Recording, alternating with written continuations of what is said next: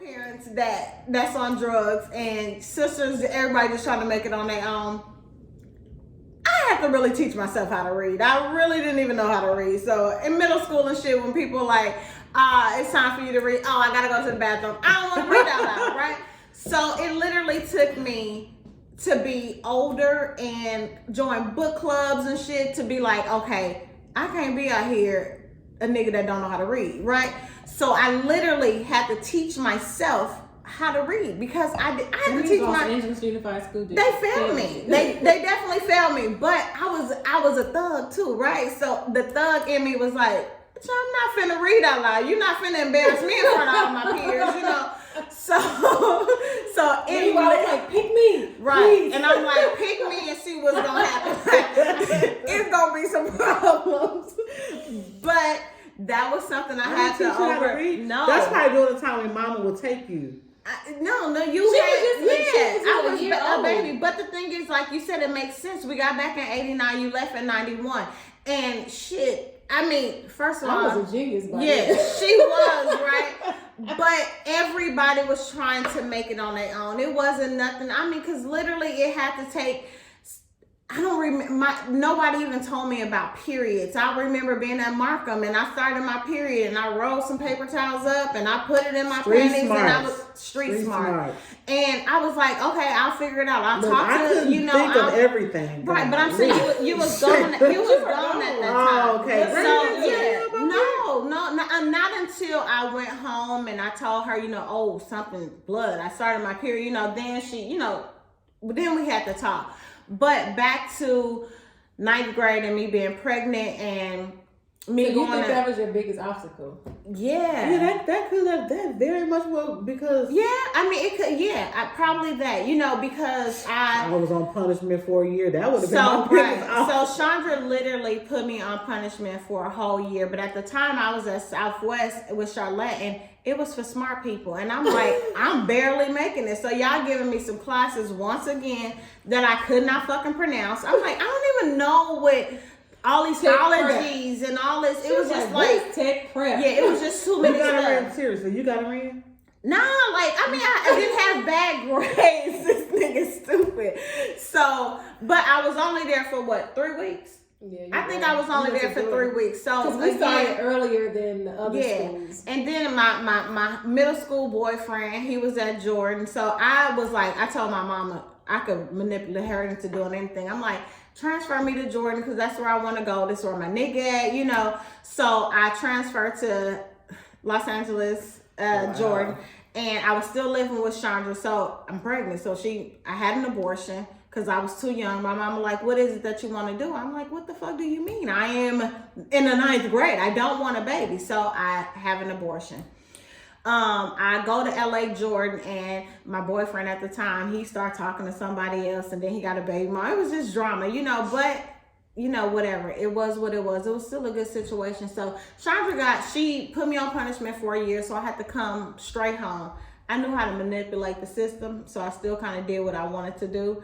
But I told her I had choir practice. Choir practice was at the school, but I really wasn't choir practice. I was at Keith House. Let me pause and tell you, I was the only sister of yours that wasn't lying. Because I was still a good kid, though. You shouldn't have put me. I just didn't know how to sneak. No, okay, so I stopped sneaking. So after Jordan, I could honestly say that I stopped sneaking after Jordan. But because you was right around the corner from me, nigga, how was you gonna sneak right around the corner? You probably still did. All right. Okay. My biggest obstacle. Okay. My biggest obstacle growing up. You would think I've been thinking about it since everybody's been talking, but I haven't. What would be my biggest obstacle? It may have been that I didn't feel like I belonged. I didn't feel like I belonged in my family. I didn't feel like I belonged in a situation. I didn't feel like I belonged amongst the people that I was amongst. Not that I felt better. I remember that. I just didn't feel like this is where I'm supposed to be. And it's like you feel like an outsider inside of your reality. I just felt like there was somewhere else that I was supposed to be. There was somewhere else that I was supposed to be doing. There was something else that I should have been focusing on. And I think that type of obstacle, it was bad, but it was good because I didn't feel like I belonged, so I was always looking for the place that I did belong. And not in a sense where I'm just trying all these things and, you know, pretending that I should be here and I'm trying to fit in with this crew. I never tried to fit in with anybody. I never tried to fit in anywhere. I just waited for an experience that felt authentic. And the experiences that I was in growing up didn't feel authentic. It didn't feel like me. It didn't feel like it's where I should have been. So my biggest obstacle was just kind of navigating a life that I didn't feel like belonged to me. Navigating people who I didn't feel like were my people. And even with a mother and father, I didn't feel like they were mine. I'm like, can we please find my real parents? Because certainly I don't belong to these two. I felt like there was a different calling for me, and that calling couldn't come from two crackheads. And it just didn't, it was rough because I got awards, y'all, constantly. I got awards for everything, for being the smartest here, the most this here, the best of this here, and nobody showed up. There were no parents. There were no balloons. There were no hugs. You know what I'm saying? Was they doing that back then? What? Yeah. Go ahead. Doing what? Giving Balloons, yeah. Okay. Every student of the month ceremony, every student of the year ceremony that I won, you know, every other parent was in the audience with balloons and cards and flowers, and I would win, and then I would just walk back to class because, you know, nobody was there. Brandy wasn't there. I remember pictures. She came to a couple things. Okay. Yeah, she came to a couple things. Let's I know she ain't here to defend herself. She came to, even in high school, like in high school, I did the graduation speech. You know, I didn't sit amongst my classmates. I sat on the stage with Stumpy and his name's Ronald Black. I sat on the stage, you know, with them when we did our graduation speeches, and, you know, I graduated, you know, at the top of everything, every time. I was always honor roll, I was always everything. And Mama wasn't at your graduation?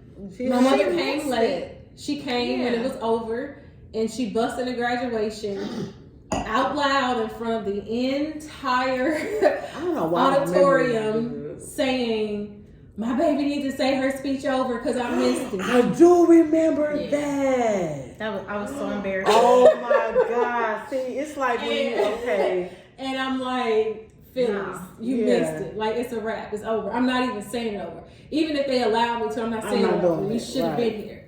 But that was the biggest obstacle. Like, the biggest obstacle was just feeling out of place.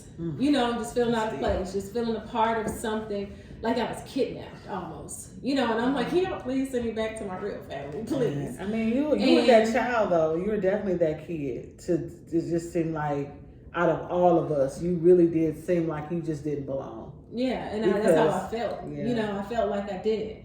And that brings us to the next question, and it says the things that affected you most and how you got through or getting through. And that affected me. It affected me. And let me tell you my aha moment. My aha moment was, you know, you grow up and you have all these experiences and you feel like I shouldn't have those experiences. You know, like that why me? You know, like why me? That shouldn't have been me. That shouldn't have been my experience. And the thing that gave me a reality check where I realized I wasn't in the wrong place. I wasn't in the wrong family. I didn't have the wrong experiences. All of that was all for a reason. And it was when I was teaching. I was teaching here in Memphis at Kirby High School. And y'all, I don't know why, for the life of me, but all the misfits, all the bad kids, all the troubled kids, all of them were drawn to me. You know, they were drawn to me. And they came to me for everything. I did way more life counseling than I did teaching. Those kids probably cannot tell you a thing I taught them about English, or African American literature, or all the millions of things that I taught at Kirby. But they can tell you something that I said or did that helped them with their life. And I was teaching a class at Kirby called Academic Counseling. And in this academic counseling class, we were having a conversation. And this class was strictly about life. And we were having a conversation. It's like right in the middle of the conversation, I was like, oh, that's what all that was for. That's what all the strife and the struggles and the problems, because these kids have some of the same struggles and problems that I do, and they feel like they are stuck and they can't get out. And that's why I had all the things that I had. So I told myself at that time, I was like, oh, for such a time as this, that's what it was all for. So that I can be a light and show you that I know your mama is fucked up. You know what I'm saying? Your mama on drugs, she don't give a fuck. You know what I'm saying? Like, you feel like you out here by yourself. I get it. You know what I'm saying? You feel like nobody cares. I get it. Like, you feel like, what's my purpose? What's my point? I get it. You feel like this is unfair. I get it. I've been there. And let me talk to you. And let me explain to you that this is not the end. Like, this is not the end for you. Like, this is not where your life hits its finality. Like, take this. Take all this shit you're going through. Take all the stress. Take all the drama. You know, I had the hood nigga boyfriends, and I had the early teenage pregnancies. I had the abortions. I talked to my students about all that. My students knew all my stuff. I was not that teacher like, look, stay in a child's place, open your book to Frederick Douglass. No, I'm like, oh, you pregnant, baby? Let me tell you about when I was pregnant too. You know, and I was your age. And they're like, oh, really? And you know, and now you're here, and now you're good, and now you're straight. You don't even look like you've been through any of that. I'm like, yeah. You know, that's the point. You know, the point is to get out of it and rise like above it. So that was a moment, you know, when I realized that the thing that was my biggest obstacle, the thing that affected me the most growing up, was my thing that was going to save so many people. It was a thing that was going to bring so many girls and boys. Like, I had, man, my male students love me and appreciate me just as much, if not more, you know, than the girls that I had at Kirby, you know, when I had them there. But the point is, that thing that weighs you down the most, that thing that you feel like is the most fucking unfair thing for you to have to experience, may be your saving grace. It may be your thing that brings you and a million other people to a place where they're really meant to be. So yours was and I don't think mine was like as far as like an obstacle, but growing up and then like having, you know, Lavetta and Cynthia and all, you know, all the ladies in the church, you know, like to show love. Like my godmother showed me love as if she birthed me herself. And I think that's where I get a lot of the love that I've shown, you know, or that I give to other people's kids, because I am, you know, the sister that don't have any kids.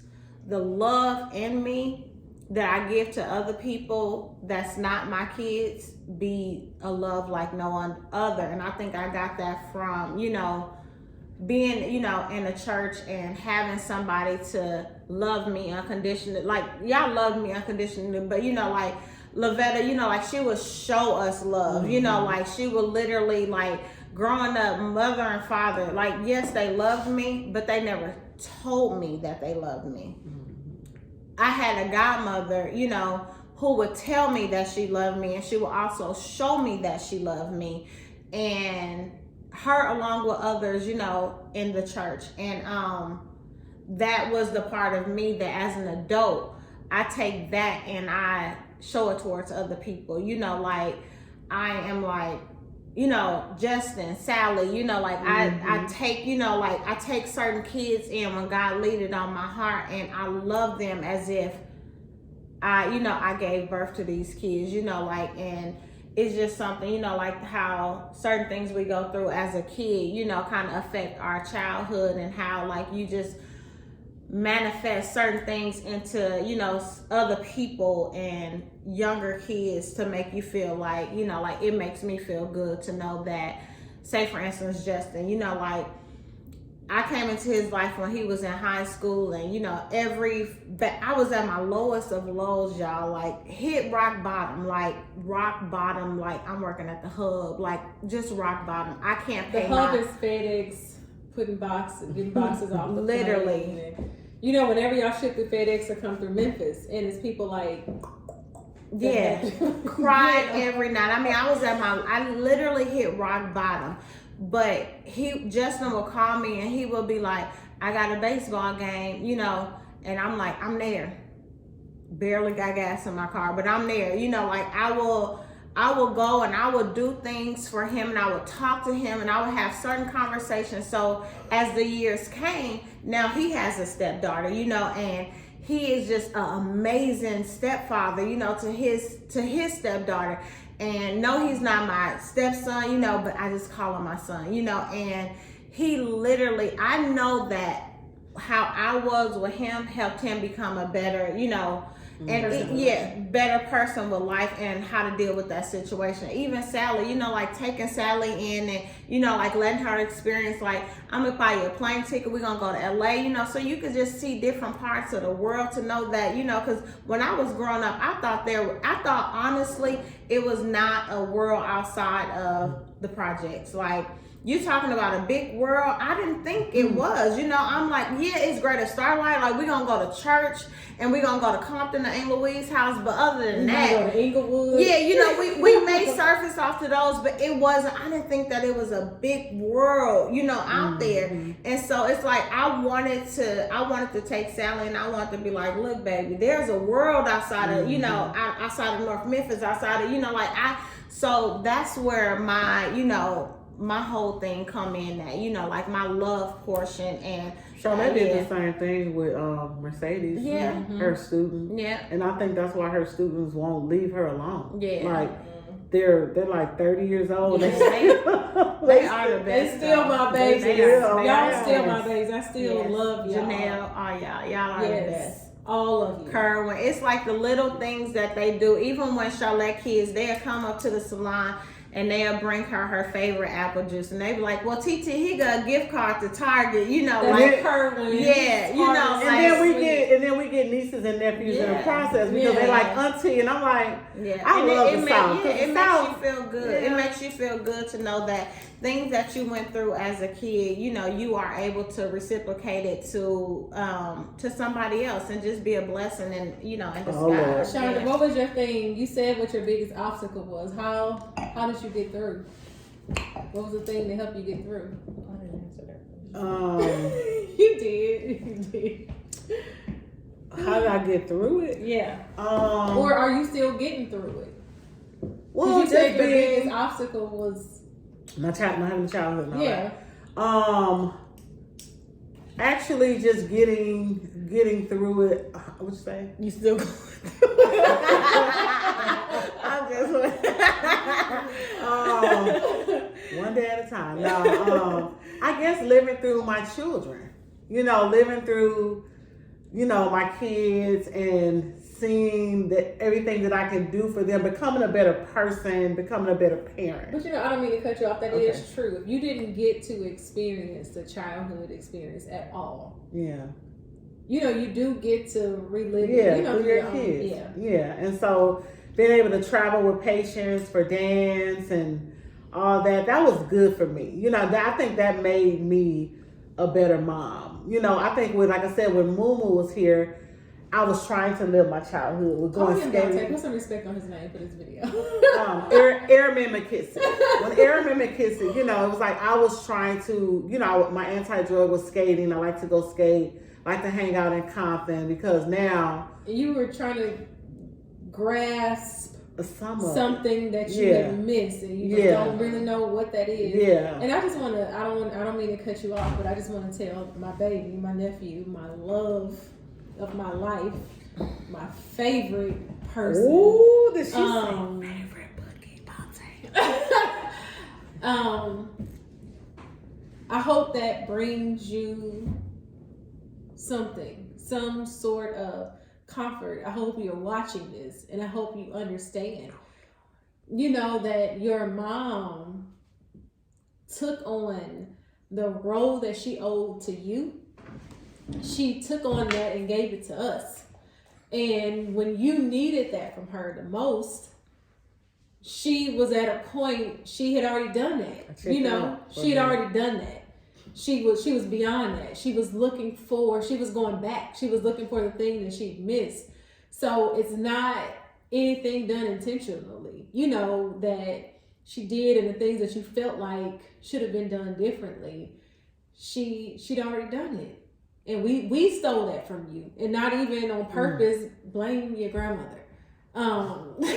You know, she already did it. And you know, a lot of times when we've already had experiences, we try to move on to the next, and that. Sorry. And I just a little on that. I feel bad because I was so young, and I didn't think to love him the way that I was supposed to as an auntie, because it was more like you know, like now I have but to you go. were so disciplined. Yeah, I mean, yeah, and that's, I'm always by the, you know, like strict, like I've always been like that, but you know, like it still affected him. But like if I knew what I knew now, you know, to be more softer and be more, you know, like understanding, like damn, he's dealing with his mama, you know, like not being here, but I gotta step in and do this, you know. But I can say that I did help him get through the basic training. You did? I did. All that discipline, yeah. All that books he had to hold, yeah. All that yelling, I got him through basic training. You're welcome. Chandra,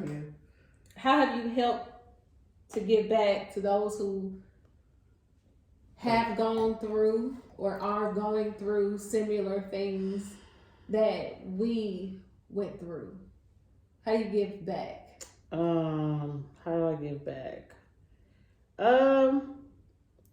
Sharing my testimony, pretty much, and sharing my story with the hopes and understanding that they would, you know, that someone would see my light, and the person who's going through that same path see how I made it. You know, I think this is a good platform because I don't think you ever talked about it publicly, not for strangers, you know. So I think, go ahead. I'm sorry. Yeah. So, share my testimony. Like I remember one time, real quick, an example of what you just said. I was at church, and Greater Starlight is really like a family to me. Like saving grace. Like Greater Starlight. Ooh. Shout out to Pastor Lewis. Yes. Don't you worry about this one.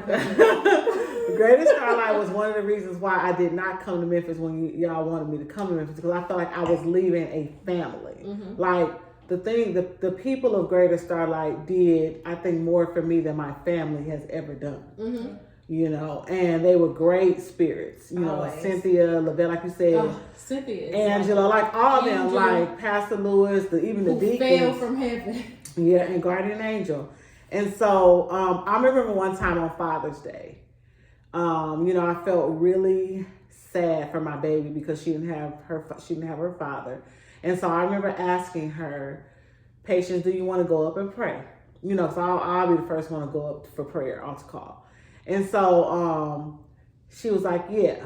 So I remember going up, and then at Greater Starlight, it's a small missionary Baptist church. So they'll give you the mic when you want to say something.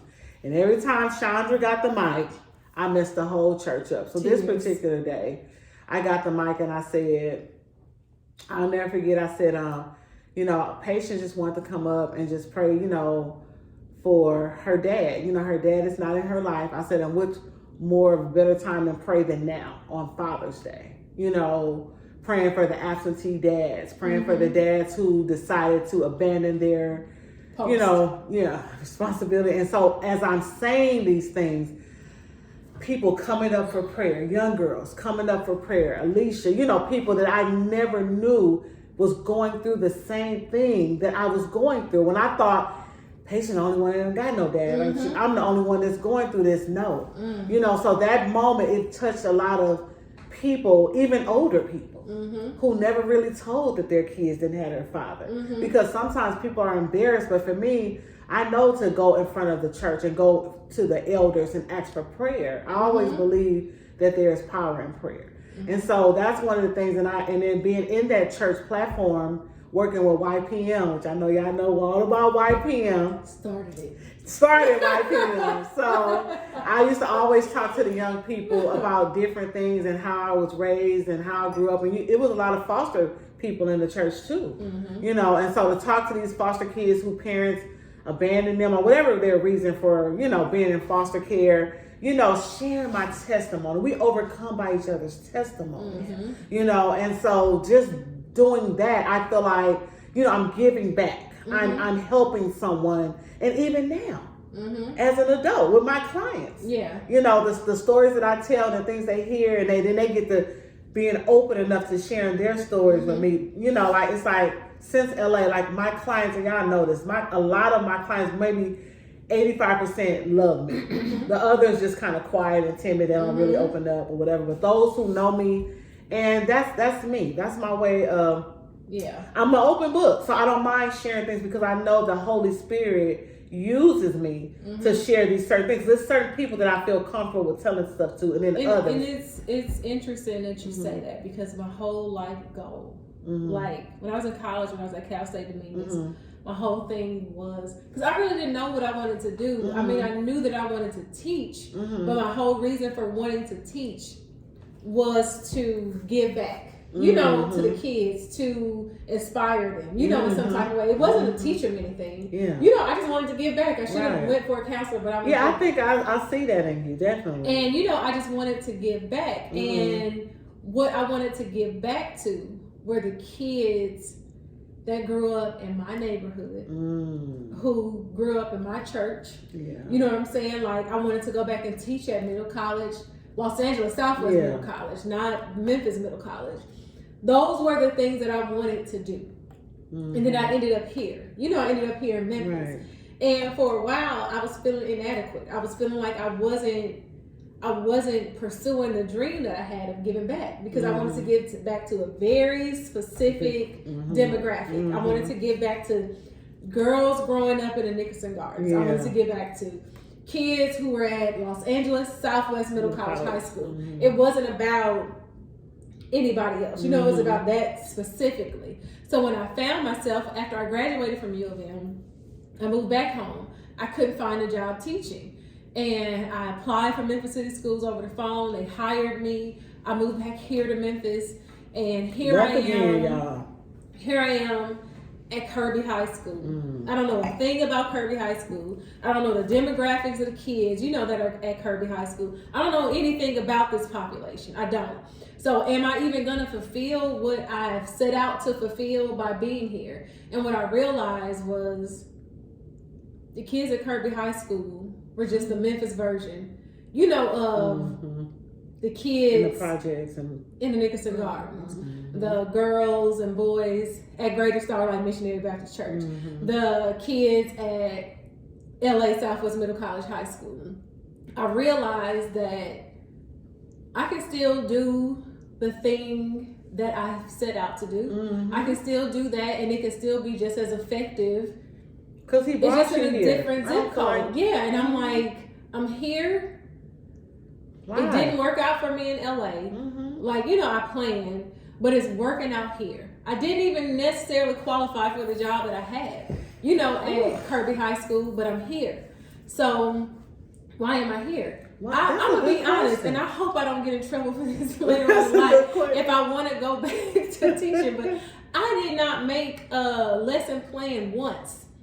I never made a lesson plan going into any of my classes ever, because I understood that when I got in there, I was going with the vibes of what was going on with the kids. That's what I would. I'm not going with the vibes of what Memphis City Schools had planned for me to teach them.